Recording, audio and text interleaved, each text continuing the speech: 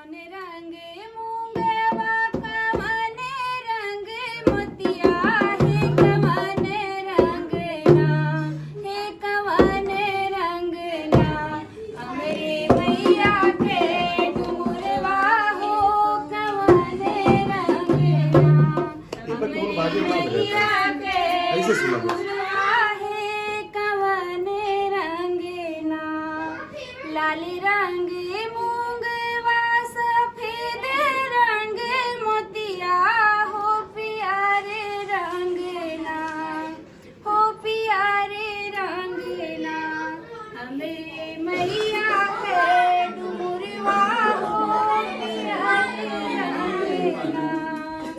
छिटी जई है मूंगवा छिटाई जई है मोतिया हो रिसाई जई है ना हो रिसाई जई है ना हमरे मैया के डुमरवा हो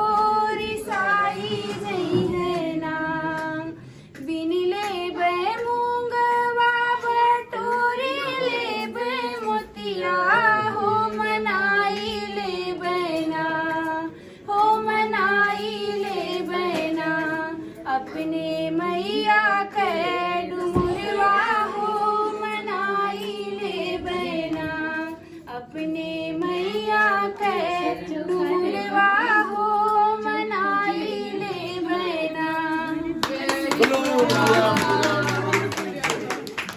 अब देखना